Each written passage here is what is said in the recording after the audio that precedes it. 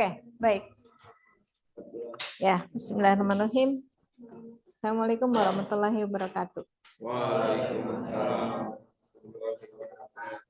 Oke, baik. Selamat pagi atau selamat siang? Pagi menuju siang. Pagi menuju siang. Oke, baik. Ya, alhamdulillah Ibu senang sekali pagi ini bisa bertemu dengan kalian,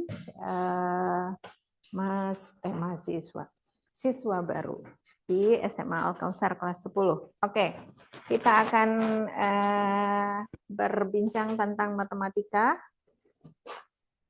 sekitar mungkin 1 jam ke depan. Tadi kata Bu Elan, Ibu harus memperkenalkan diri terlebih dahulu. Baik, walaupun di situ sudah ada namanya Ibu Asti. Oke, ya perlu ada kurikulum vitae ternyata. Ya, oke, Ibu kuliah S1, S2, S3-nya di Matematika ITB. Kalau tahunnya, ya untuk kalian mungkin termasuk tahun prasejarah, karena kalian belum lahir waktu itu. Pekerjaan sekarang sebagai dosen dan peneliti di jurusan Matematika, Fakultas Sains Teknologi di Universitas UIN Sunan Gunung Jati Bandung. Oke, kompetensinya itu ada di matematika, statistika, dan psikometri. Nah, psikometri itu berbicara tentang pengukuran psikologi. Kemudian kalau pengalaman kerjanya sebelum menjadi dosen, Ibu menjadi asisten peneliti di Pusat Penelitian Pengembangan dan Penerapan Matematika di ITB. Kemudian pekerjaan lain yang juga dikerjakan itu menjadi editor buku, reviewer editor dan reviewer di beberapa jurnal nasional internasional. Kemudian menulis juga, ya, menulis beberapa buku matematika, statistika, dan sains populer, mulai dari pendidikan dasar, menengah, dan perguruan tinggi.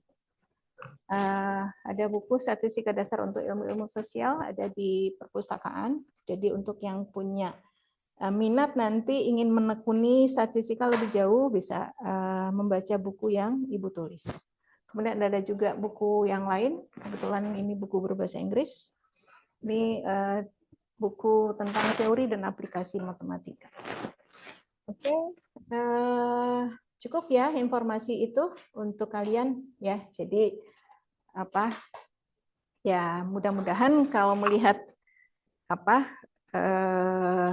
dari rekam pendidikan, kalau ada yang termotivasi ingin ke ITB, ke matematika, tentu dengan senang hati Ibu akan bisa ditanya-tanya ya di luar kelas nanti ya.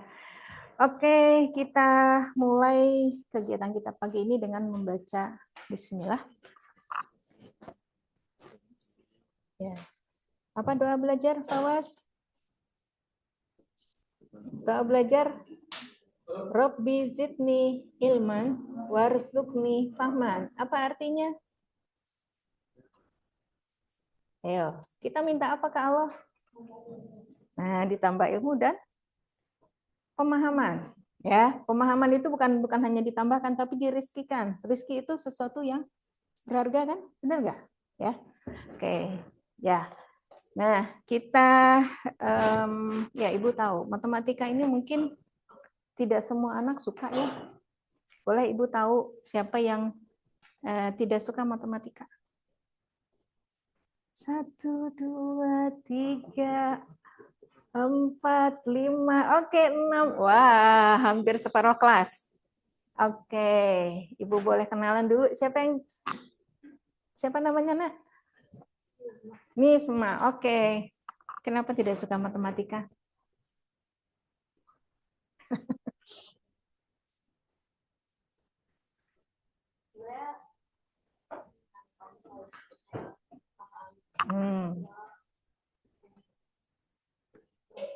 Kurang suka aja. Suka sih kalau paham. Ya, oke. Awas, suka atau tidak? Oh, suka deh, Bu. Siapa namanya, Nak? Ahmad. Kenapa Ahmad nggak suka? Karena saya itu kurang teliti. Jadi kalau misalnya saya ngerjain soal matematika itu, jadi kadang kelebihan satu angka atau kelebihan dua angka lah, dan itu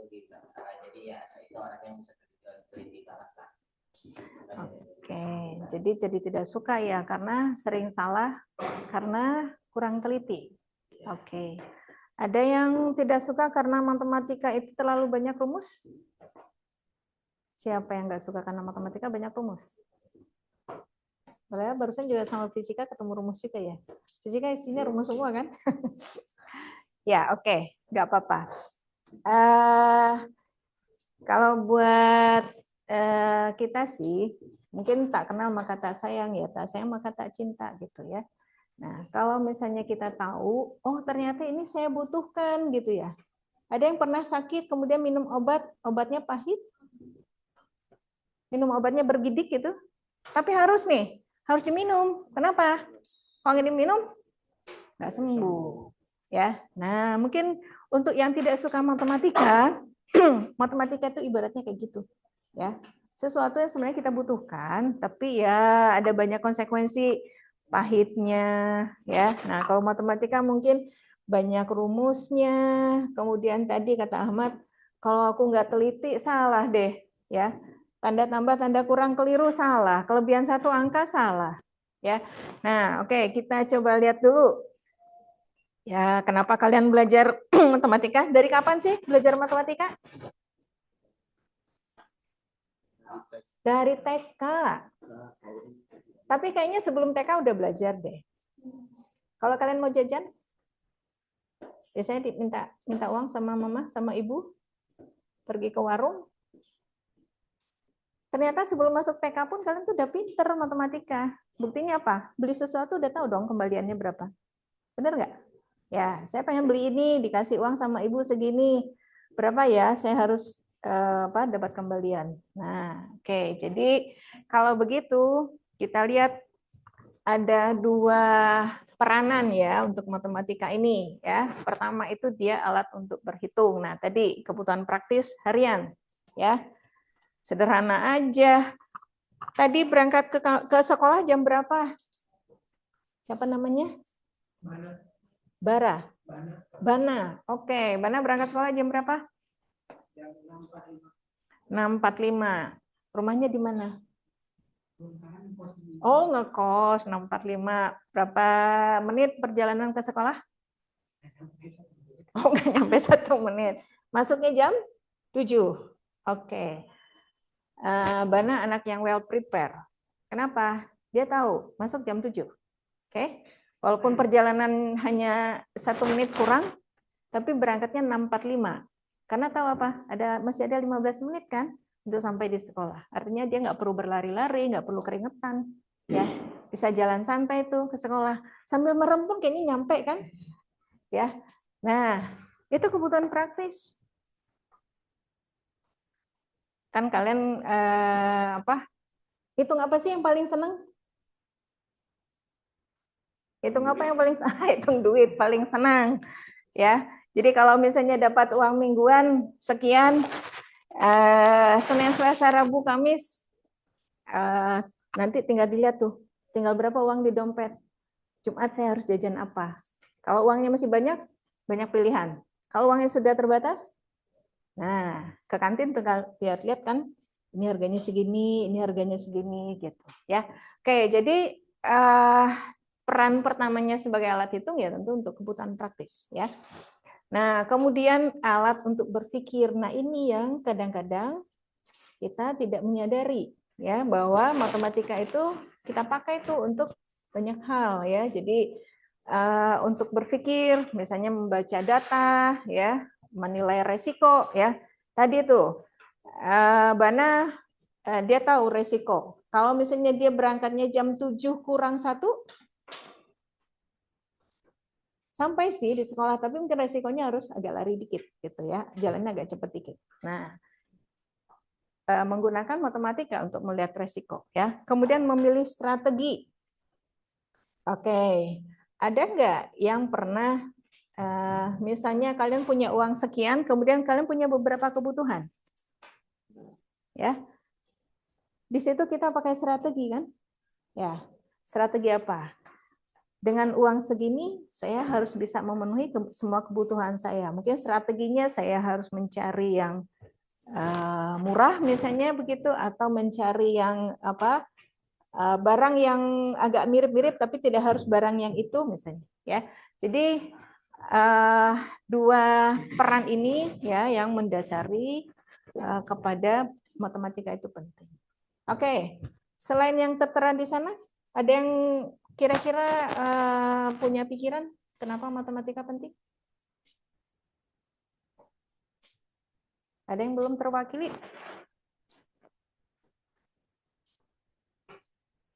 Tidak ada? Oke.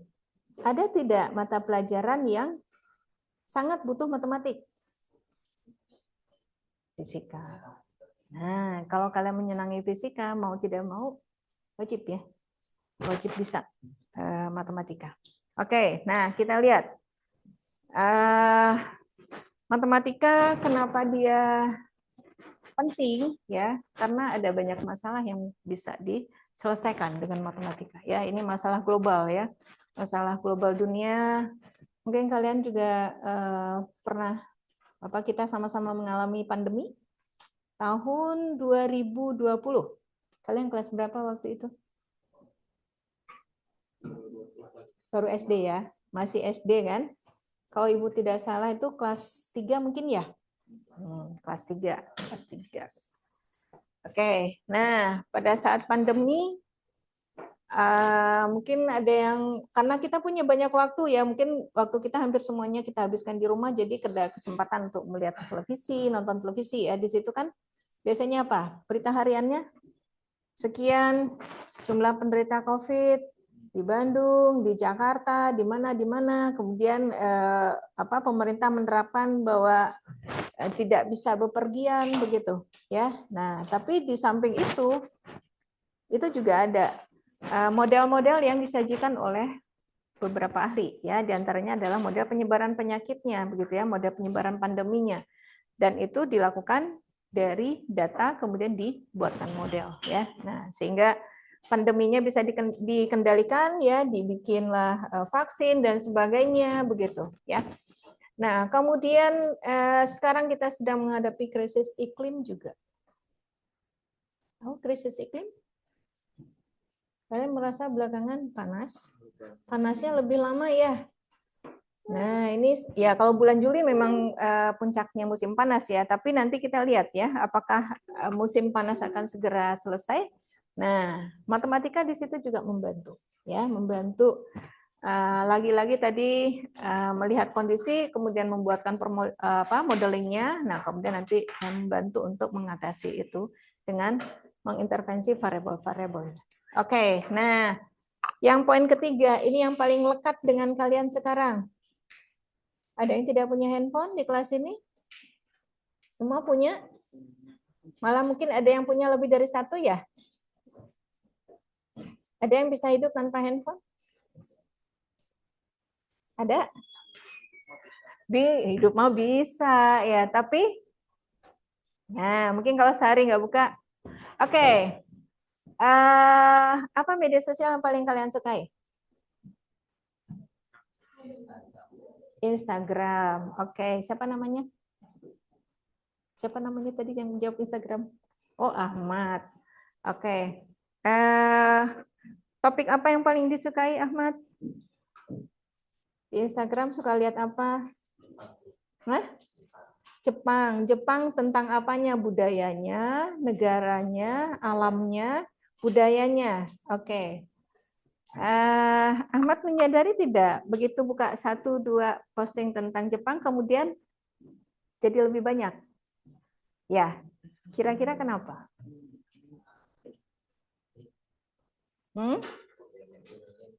Geometri. Nah, kita bertemu dengan istilah nih.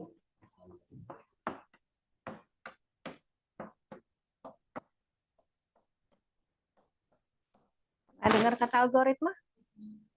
Apa itu? Beda ya, logaritma ya. Kalau logaritma itu bilangan berbasis 10. Kalau algoritma? Nah, kalau mau dilacak-lacak ini sebenarnya dari siapa sih algoritma ini? Dari ini ya. Ah, siapa ini? Tahu nama tokoh ini? Al-Khawarizmi? Siapa? Oh, itu, Bu. Oke, seorang ilmuwan Nah, ilmuwan. Muslim ya. Ya, ilmuwan Muslim, beliau sebenarnya banyak nih, gajiannya banyak. Tapi beliau yang berperan dalam pengembangan algoritma, ya. Nah, tadi kata Ahmad kan sukanya Jepang-Jepang tuh. 1-2 dibuka tentang Jepang, kemudian akan lebih banyak Jepang. Kenapa? Karena media sosialnya dia sudah menggunakan kecerdasan buatan. Dia mengumpulkan data. Wah, Ahmad lagi senang Jepang nih. Oke, saya tawarkan Jepang lebih banyak. Ya, makanya sekali kita buka postingan yang sebenarnya kita nggak terlalu suka gitu ya, kemudian akan banyak tuh. Nah, kemudian kalau misalnya kita mau mengendalikan bahwa ngapain sih jadi postingannya yang banyak gitu ya, kita bisa sampaikan bahwa I'm not interest, benar nggak? Nah, si media sosialnya akan mendapatkan data itu. Oh, ternyata Ahmad jadi nggak suka nih yang lain-lain gitu, yang ini nggak suka nih gitu ya. Dia akan mengurangi ya. Nah, ini basicnya adalah dari matematika nih ya. Jadi nanti kita akan lihat matematika apa sih yang akan kita perlukan gitu ya, sehingga bisa mengembangkan untuk kecerdasan buatan ya. Kemudian ini yang analisis data kesehatan. Nah, ini juga mungkin kurang lebih mirip tadi dengan yang pandemi ya. Jadi di survival analysis. Oke. Nah, ini hanya beberapa contoh saja ya dari masalah-masalah yang bisa diselesaikan dengan matematika. Oke, nah kita lihat ini dalam kehidupan sehari-hari nih. Ini sudah pakai bahasa yang ya bahasa serius ya. Oke, ada literasi finansial dan investasi. Ya, jadi kalau istilah mudahnya untuk kalian adalah literasi finansial itu kalian tahu berapa uang yang ada, kemudian bagaimana akan menghabiskan uang ini, membelanjakan uang. Nah, itu harus tahu tuh literasi. Ya. Kemudian berpikir sistematis dan problem solving. Nah, ini Ibu bisa kasih contoh mungkin di soal cerita. Oke. Tio pernah mengerjakan soal cerita? Pernah. Apa yang ada di soal cerita? Apa yang ada di soal cerita?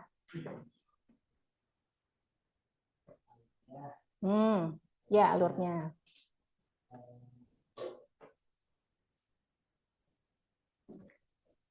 Namanya juga cerita ya, biasanya dalam bentuk kalimat-kalimat kan? Nah, kemudian langkah pertama apa yang dilakukan, Tio? Nah, memahami bacaannya ya. Ini soal ceritanya. Ya, pertama memahami bacaannya. Oke. Kemudian setelah paham mengerjakan. Tapi mengerjakan ada tahapan enggak? Ada tahapannya. Ada. Oke, apa tahapannya?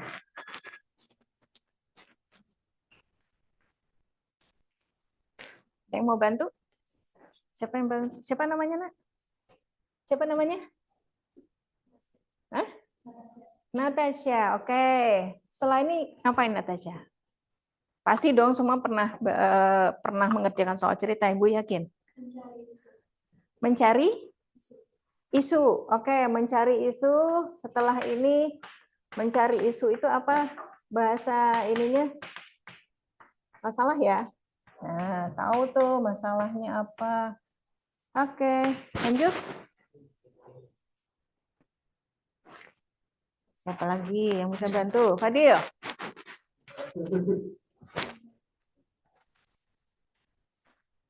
Biasanya udah ada template-nya tuh. Kalau udah tahu, oke, udah tahu nih apa yang mau dikerjakan. What next?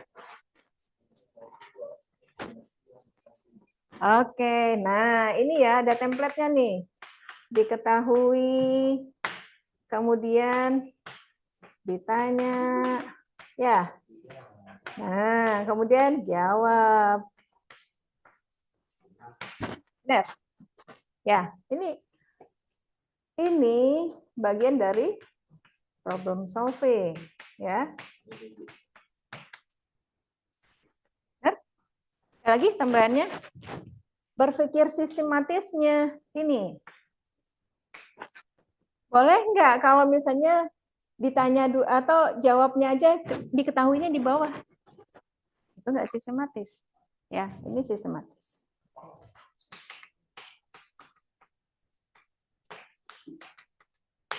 Oke, nah ternyata kalian juga sudah mengerjakan itu ya. Oke, pengambilan keputusan berbasis data, kayaknya tadi udah ya. Ada, misalnya kita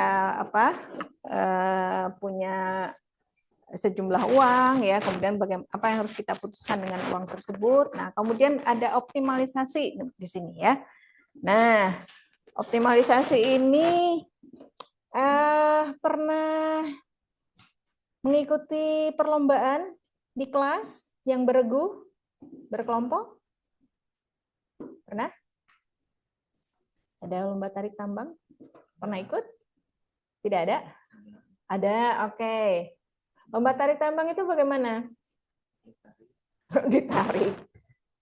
Satu ada 2 regu berhadapan, biasanya berapa? 5-5, 10-10? Nah, 7? Oke. Nah, kalau misalnya kalian satu kelompok ada 10, siapa kira-kira yang akan dipasang? 7 orang. Apa kriterianya yang akan ikut dari 10 kita ngambil 7? Yang kuat, berotot, oke. Yang besar, oke. Apa lagi? Nah, nggak gampang jatuh. Ada kriteria yang lain? Nah, dengan sekian kriteria itu, kita akan bisa memilih 7 dari 10. Dengan harapan apa? Akan menjadi tim yang kuat. Nah, itu bagian dari optimalisasi. Ya. Oke. Nah, ini baru di kelas 10 nih, kita mau belajar apa saja ya? Ada banyak yang akan dipelajari ya. Ini peta pembelajaran matematika di SMA, walaupun mungkin nanti tidak persis seperti itu ya, tapi kurang lebih kalian akan mempelajari konsep-konsep dasar ya nanti di kelas 10. Di antaranya itu ada eksponen, logaritma, kemudian ada aljabar ya, ada trigonometri dasar di situ. Nah, kemudian setelah naik ke kelas 11 itu sudah mulai kepada pendalaman konsep. Ya, ada fungsi dengan macam-macamnya, kemudian ada persamaan lingkaran, kemudian ada matriks juga, ada polinomial suku banyak ya, kemudian ada barisan dan deret. Nah, nanti di kelas 12, karena ini kan kelas 12 itu merupakan tahapan transisi, berpindahnya kalian dari sekolah menengah untuk melanjutkan kuliah. Ada yang nggak kepengen kuliah?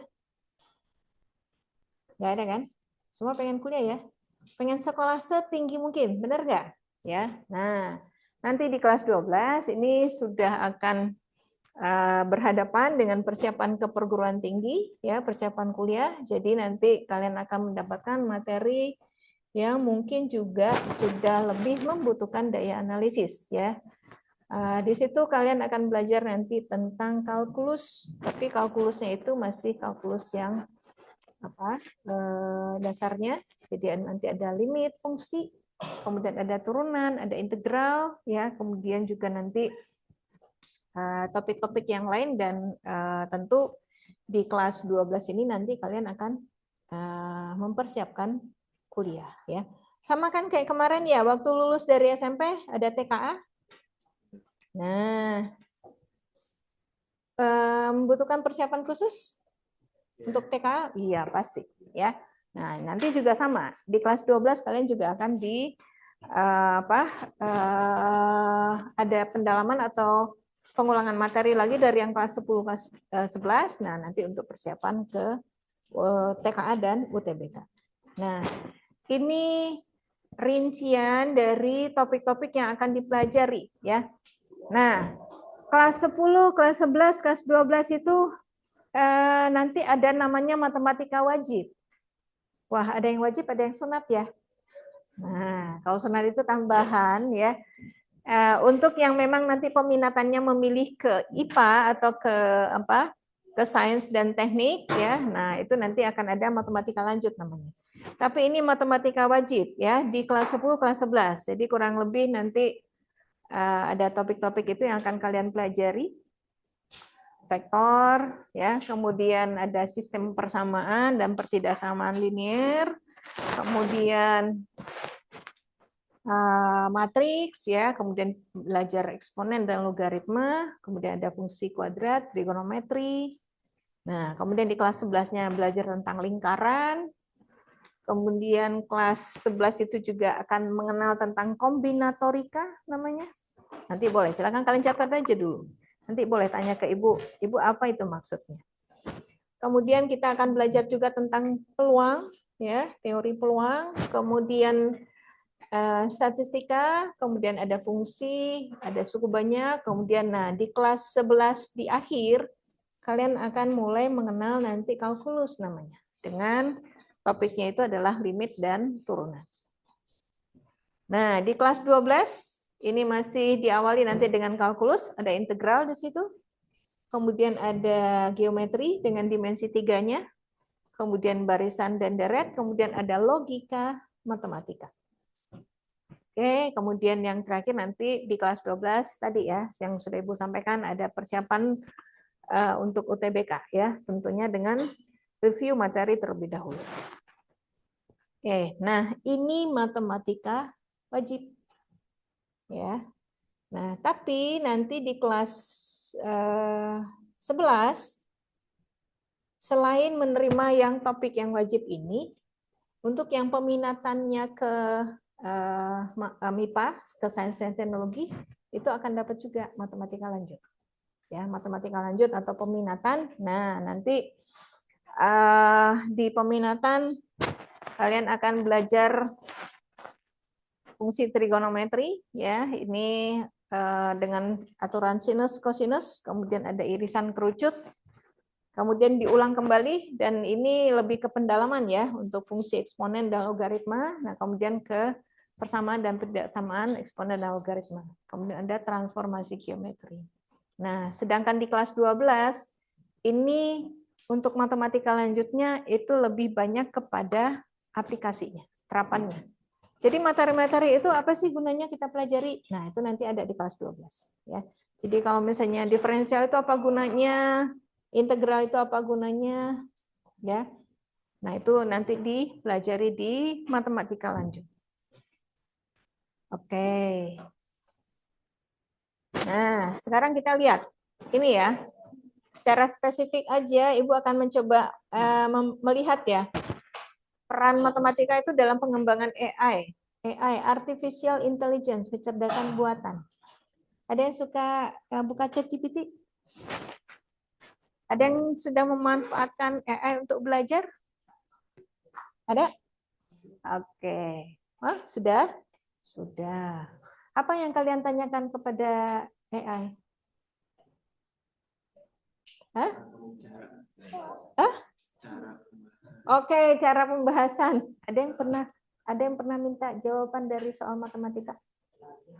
Ada. Kok pinteran ya AI-nya?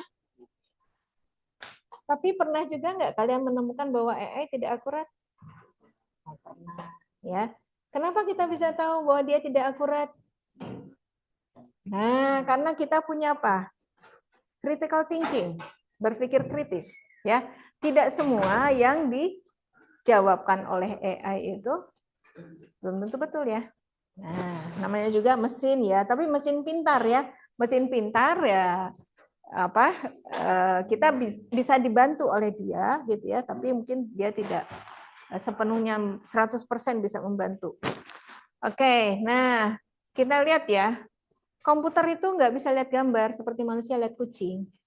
Kalau kita lihat kucing gimana? Hanya melihat, Bisa dipegang kan? Nah, komputer itu ya, kalau dia melihat apa gambar, ada gambar di komputer, itu sebenarnya apa? Angka-angka isi. Tadi nih dari sini nih, ya. Ini artificial intelligence itu sangat nyambung dengan algoritma, ya. Nah, tadi kan kita sudah contohkan ya. Nah, jadi kalau misalnya di komputer itu ada gambar, ini tampilan ini kalau lihat di belakangnya pemrograman, itu dia angka-angka sebenarnya. Oke, pemrograman jadi angka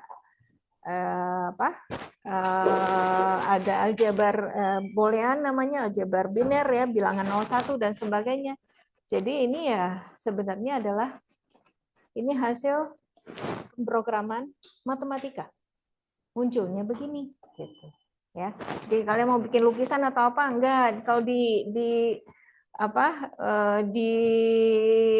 codingannya itu bukan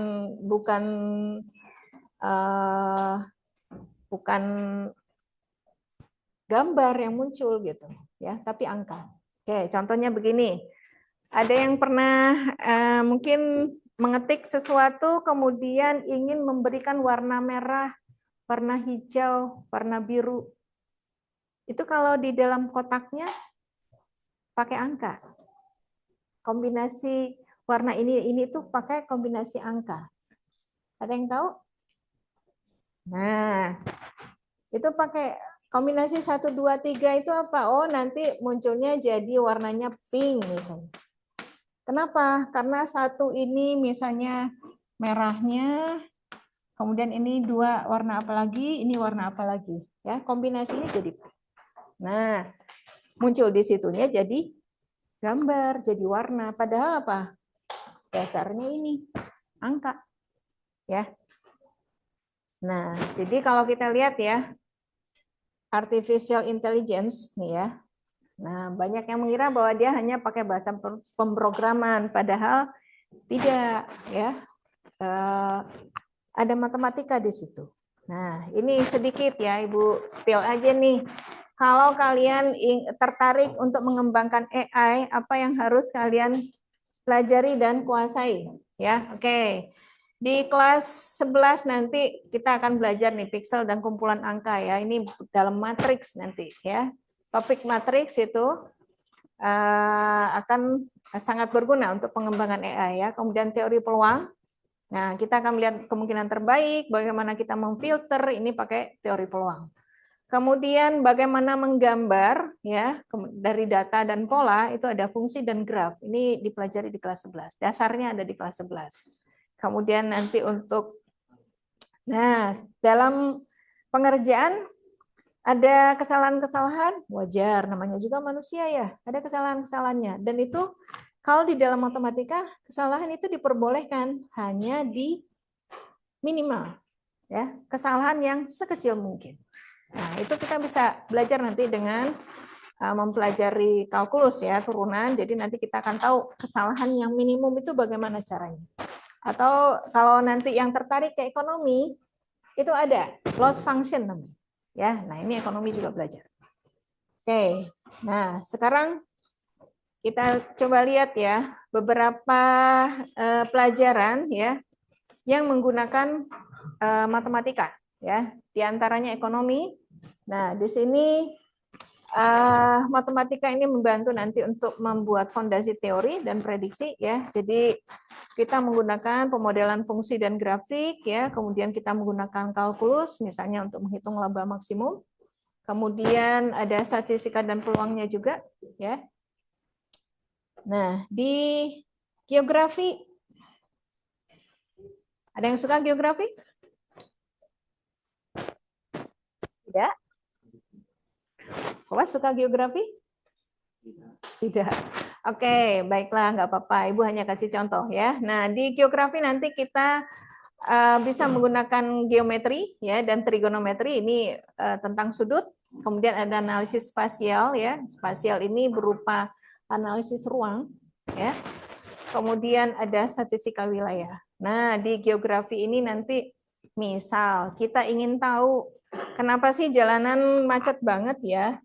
Ada yang rumahnya di sekitar 1-2 kilo dari sekolah? Siapa yang rumahnya 1 atau 2 kilo dari sekolah? Yang di belakang siapa yang pakai hijau, namanya siapa? Nurul. Oke, Nurul main di mana? Arca Manik. Berapa kilo dari sekolah? Gak tahu. Ke sekolah pakai apa? Pakai Gojek. Sering menemukan kemacetan? Enggak juga. Oke, siapa yang ke sekolahnya pakai macet? Lewatin daerah macet. Oke, di mana rumahnya nih? Siapa namanya? Kenapa? Yang kena macet. Wah, Dago. Perempatan Samsat. Oke. Pernah nggak berpikir berapa sih penduduk Bandung? Pernah. Kenapa macet? Karena banyak orang kan? Nah, perlu tahu tuh statistika wilayah. Ya. Kenapa? Kan ada banyak masalah ya, karena penduduk yang banyak, ada banyak masalah kan? Kemacetan, apalagi? Ada apa lagi? Masalah-masalah pendudukan?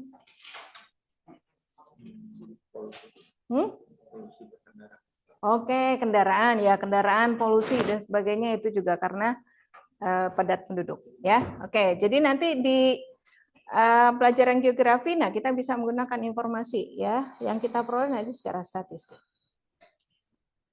Nah sosiologi, apa itu sosiologi? Siapa sosiologi? Tahu nggak? Sosiologi. Bu Lia, yang ngajarnya Bu Lia. Ya, masa sosiologi Bu Lia?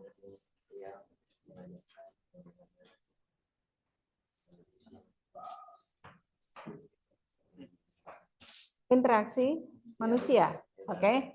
Nah, interaksi manusia ya. Jadi, nah kita lihat matematika di mana? Matematika digunakan di sini untuk mengukur perilaku masyarakat. Ada analisis jaringan sosial ya, ada statistika sosial, ada statistika demografi ya. Jadi di sosiologi, walaupun kesannya sosiologi itu ilmu tentang manusia ya, tapi karena manusia itu bisa diukur, bisa menghasilkan ukuran-ukuran tertentu. Nah, kita juga bisa kombinasikan dengan matematika. Oke, nah gimana caranya untuk belajar matematika? Biar jadi biar sukses belajar matematikanya kita butuh apa sih? Oke, di situ matematika itu bukan hanya sekedar untuk bicara rumus dan sebagainya ya, tapi matematika di SMA itu disiapkan sebenarnya untuk berpikir secara ilmiah ya. Jadi kalian bisa siap nanti menjadi orang yang memecahkan masalah di masa depan ya. Nah, ini kurang lebih ada mungkin 5 keterampilan yang dibutuhkan, keterampilan komunikasi, kemudian ada metakognisi, kalian bisa lihat ya di sini. Metakognisi itu kemampuan untuk memikirkan cara kita berpikir.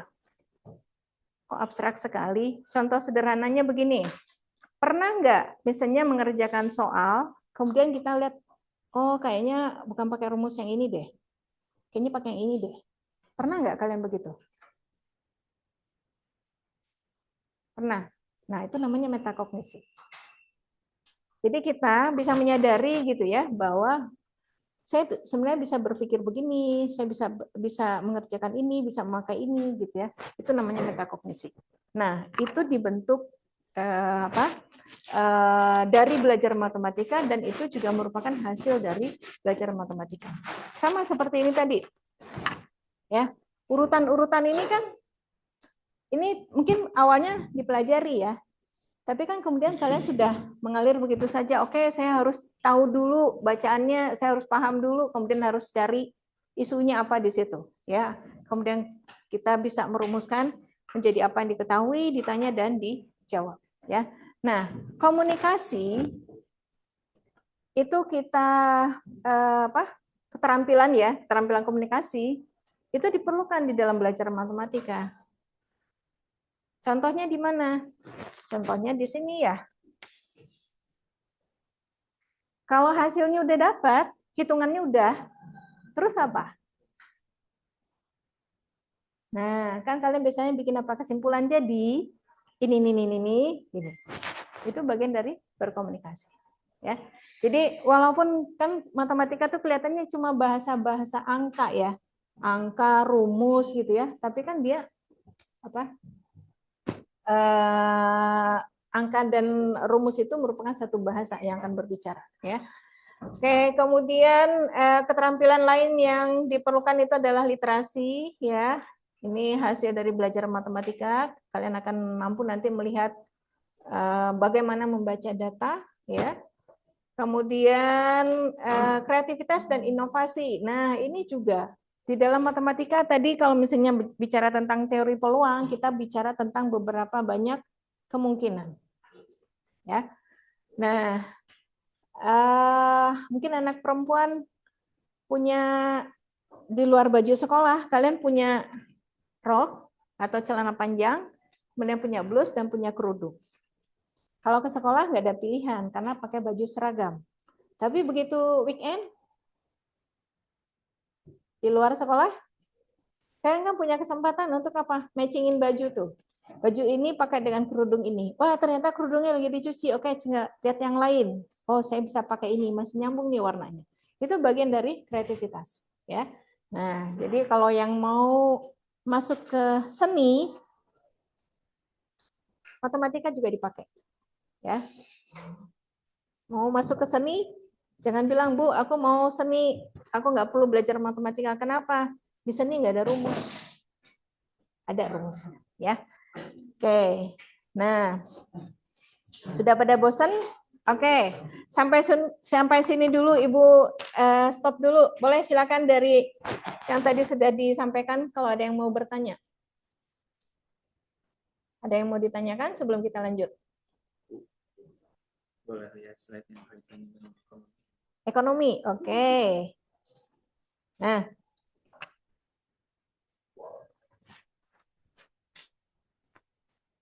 matematika dipakai untuk memodelkan fungsi dan membuat grafik, ya. Kemudian menghitung misalnya laba maksimum atau biaya minimum. Nah, kemudian ada statistika dan peluangnya juga di situ.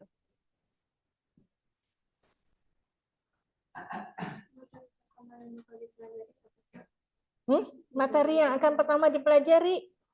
Oke, oh sudah? Tadi ada di sini.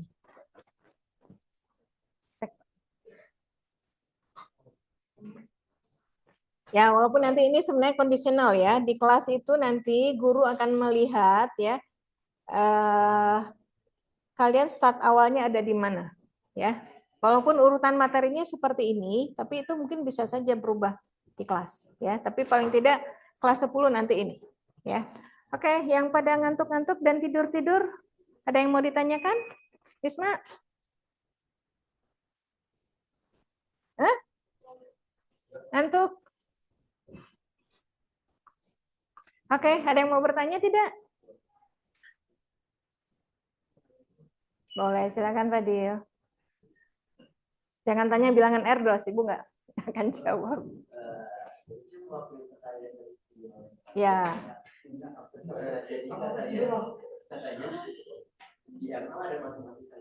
Di mana?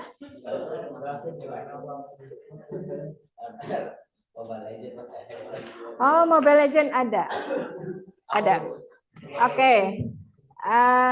Kemarin ada mahasiswa Ibu yang meneliti tentang di Mobile Legend itu kan kalian punya waktu nggak? Kan ada waktu untuk bermain kan? Benar nggak? Ada waktu untuk bermain kan? Waktu misalnya sifatnya ada level-level kan? Permainan Mobile Legend itu ada level-levelnya kan? Nah, pernah nggak kalian ngitung berapa waktu yang kalian butuhkan untuk naik ke level? Nggak. Nah,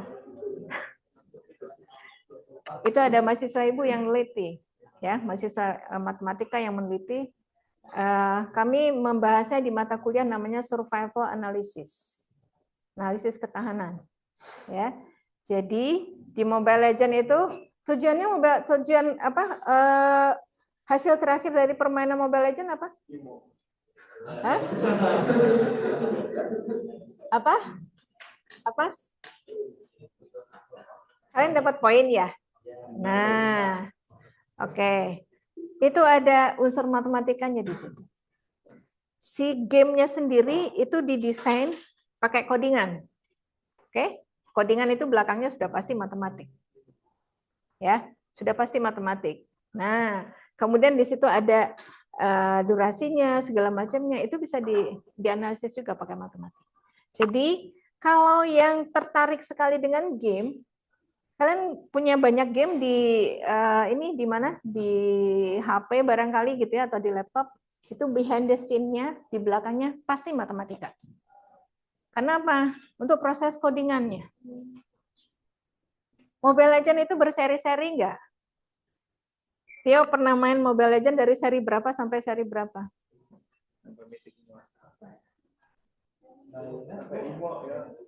Sudah berapa tahun main ML?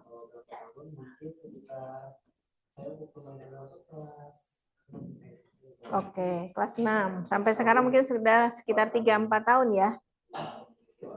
Dari pertama kenal ML sampai sekarang ada improvement enggak? Wah.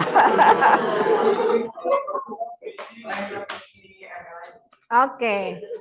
Not you, but ML-nya.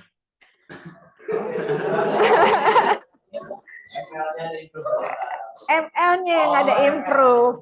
Kalau Tio sih yakin lah, kalau dari pagi sampai sore weekend main ML pasti akan jagoan. Tapi si Mobile Legends-nya ada improve nggak? Ada kan? Ya, mungkin yang tadinya tampilannya begini, jadi begini kan? Itu improve-nya pakai matematika. Oke? Kalau tertarik membongkar game, boleh kalian bisa masuk ke informatika. Tapi tentu dengan basic matematika komputasi. Ya. Boleh, nanti di apa? Bisa diperkuat nanti untuk di aljabarnya, di kombinatorikanya, ya. Itu nanti akan masuk ke situ. Oke. Sudah terjawab belum, Fadil? Tio, sudah terjawab belum? Hah? Oke. Ya, nggak apa-apa. Kalau belum, boleh nanti silakan gali lebih jauh, ya. Mungkin sudah bisa berteman dengan kakak-kakak yang gamersnya apa? Develop. Orang-orang yang mengembangkan games, ya. Dan itu basicnya matematik. Oke, ada yang mau bertanya yang lain? Anak-anak perempuan? Anak-anak perempuan, ada yang mau bertanya? Oke, Raja. Untuk kemungkinan dan lain-lain itu seperti computer science juga, itu tuh yang materi matematika yang sangat dibutuhkan tuh apa yang paling dibutuhkan? Oke. Materi, oke. Itu ada aljabar nanti, tapi aljabar itu tersebar ya. Jadi kita nanti akan belajar di sini nih, ada matriksnya, ya, ada matriks. Kemudian nanti di sini di persamaan juga ada. Kemudian ini statistika ada, ya. Loh. Satu. Oke, satu. Bergantian. Ini juga Rasya kombinatorika, ya. Ini nanti juga akan kepakai ya di computer science. Kemudian ini logika matematika, ini kepakai, ya. Logika ini kenapa sangat perlu? Jika A maka B, ya. Kalau di dalam codingan itu pasti, ya. Kan codingan itu mesin ya, mesin learning ya, mesin learning. Jadi mesin yang memang bisa belajar gitu. Tapi yang namanya mesin 1 + 2 pasti 3 gitu. Nah, itu nanti akan ada di dalam logika matematika ya. Jadi harus belajar ini juga. Jadi mungkin ini kepakai ya, ini kepakai.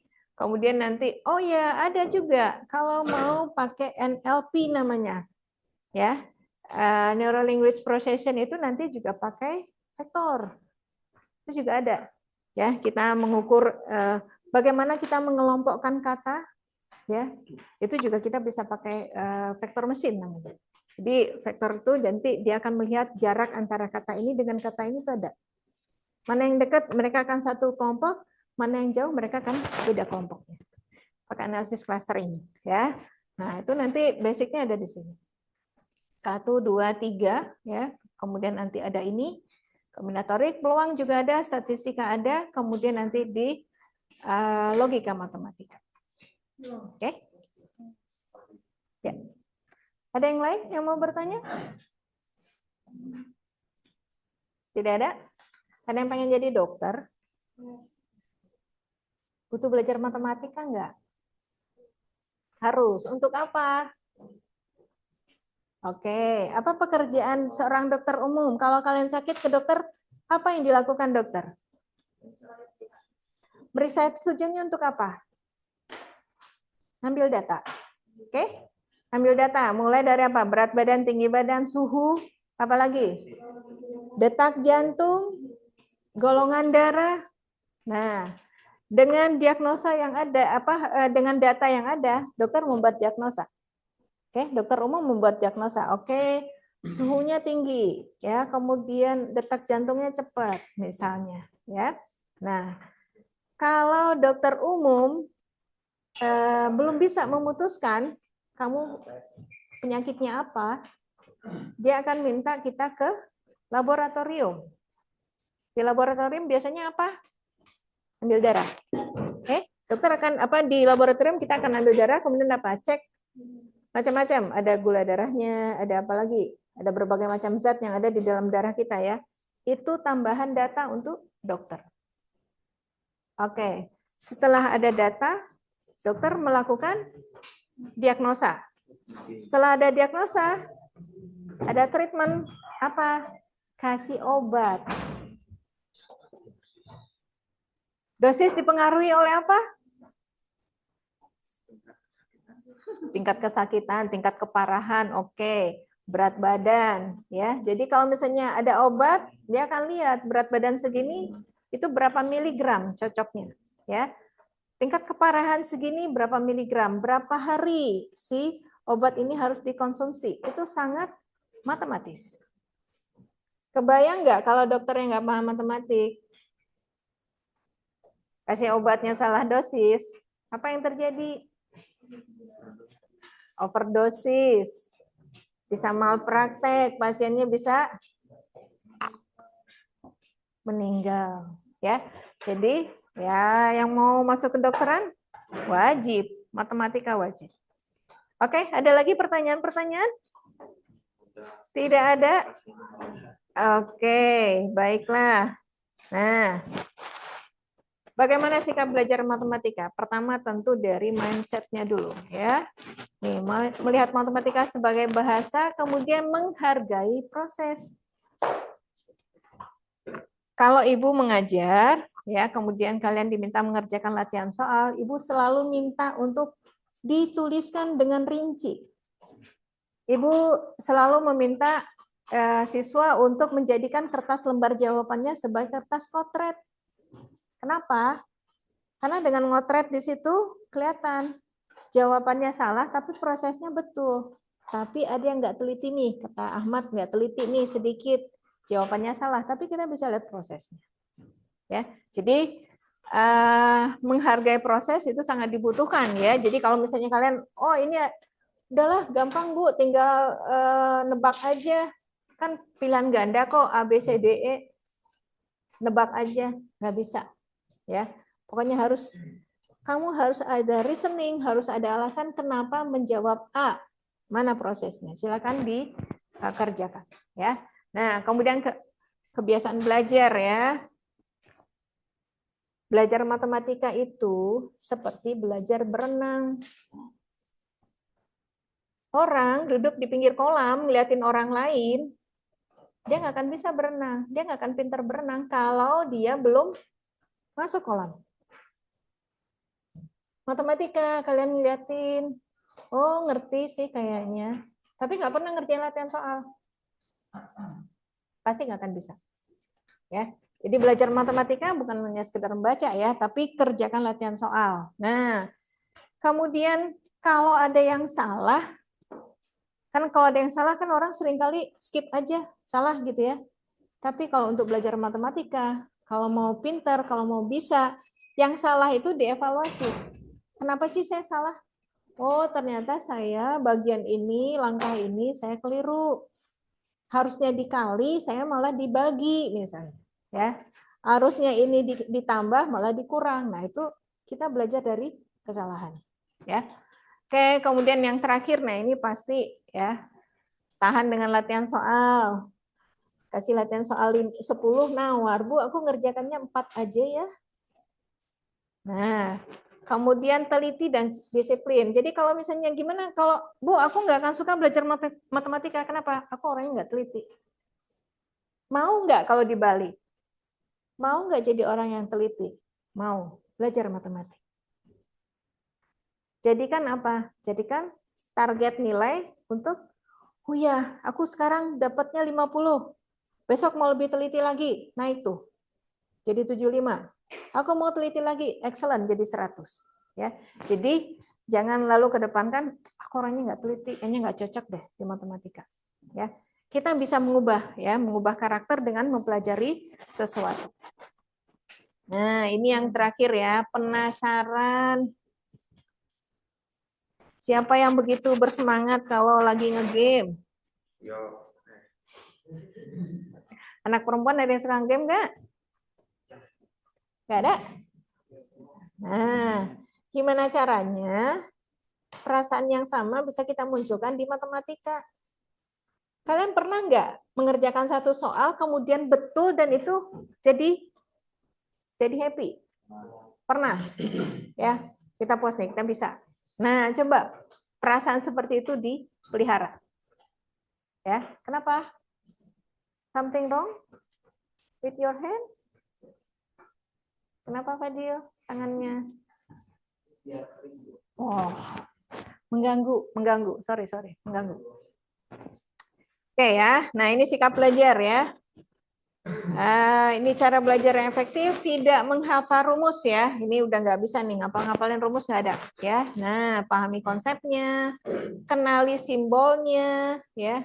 Bu, ini yang tandanya begini tuh apa sih Bu? Apa itu? Ini dibacanya apa? Mu. Ini biasanya menyatakan apa? Nah, ini di dalam statistika ya. Ini adalah rata-rata. Nah, kenali itu. Ini apa? Kalian Gen Alpha ya? Belum, masih Gen Z. Ini namanya Alpha ya. Nah, apa itu? Nah, oke. Ini namanya notasi ya, simbol. Ini harus tahu. Karena apa? Bahasa matematika itu bahasa yang ringkas. Jadi buat orang menulisnya pakai ini, berapa huruf? 8. Kalau di matematika jadi 1. Oke. Nah, bahasa simbol ya, walaupun memang itu menggunakan lambang Yunani ya, abjad Yunani. Jadi kalau ada yang berkesempatan pergi ke Yunani, keren tuh. Kenapa? Semua nama jalan, nama toko, nama apapun di sana pakai simbol matematika. Oke. Pahami simbolnya, nah kemudian petakan pola ya dalam soal. Jadi kan kalau kalian belajar soal kan tahu tuh, semakin banyak latihan soalnya jadi tahu, oh ini soalnya tentang ini tentang ini gitu ya. Ada nggak yang suka belajar ngajarin temen? Ada nggak yang suka ngajarin teman? Ngajarin teman matematik? Ada? Fadil, oke. Merasa menjadi lebih paham nggak, Fadil? Mengajari orang membuat kita lebih paham, kan? Nah, coba. Setiap kita pasti ada tuh, ada materi-materi yang sebenarnya kita udah ngerti. Coba ajarin ke teman. Atau diskusi dengan teman. Pada saat kita menjelaskan ulang ke orang lain, itu kita akan dapat tambahan pemahaman untuk diri kita, ya. Nah, manfaatkan alat bantu visual dan teknologi ini nanti pakai grafik-grafik di kelas itu sudah bisa. Kemudian yang terakhir ini, cicil belajar. Belajar matematika, satu buku, kalian nggak akan bisa menyelesaikan dalam hanya satu malam. Hari ini kerjakan sekian soal, besok kerjakan sekian soal, ya. Nah, ini kesalahan dalam belajar matematik. Ngapalin rumus, ya, kemudian cuma ngelihat aja, nggak berlatih, mengabaikan materi prasyaratnya. Ini godaan yang paling utama, malas, ya, takut salah, kemudian ya tidak mencoba latihan soal yang bervariasi. Oke, ini, nah apa yang saja yang dinilai ya? Jadi nanti ini pengetahuan konsepnya dinilai, keterampilannya juga, kemudian bagaimana. Nah, nanti kalau ada dua anak ya sama-sama dapat 100, tapi yang satu memperhatikan guru dengan baik, yang satu tidak. Itu nilainya bisa beda di rapor. Yang ini sikapnya bisa dikasih 100, yang ini dikasih 50. Kenapa? Karena sikapnya beda. Oke? Jadi kalian nanti silakan dilihat ya. Di kelas nanti akan ada buku catatan. Yang malas mencatat, siap-siap nilainya jelek. Kenapa? Mungkin ada yang bilang, Bu, aku nggak perlu nyatat, Bu, aku bisa ngingat sendiri. Tapi catatan itu adalah bentuk dari sikap kesungguhan kalian belajar. Ya, jadi silakan diperhatikan ya. Kalian punya buku catatan, punya buku latihan. Kalau mau digabungkan boleh nggak Bu? Boleh saja. Kemudian silakan mencatat dengan rapi, mengerjakan latihan dengan rapi. Kenapa? Kalau orang sikapnya, cara berpikirnya acak-acakan, itu keluar di buku catatannya yang acak-acakan. Apa yang kalian tulis itu adalah refleksi dari diri. Ya, kalau orang yang rapi, dia punya catatan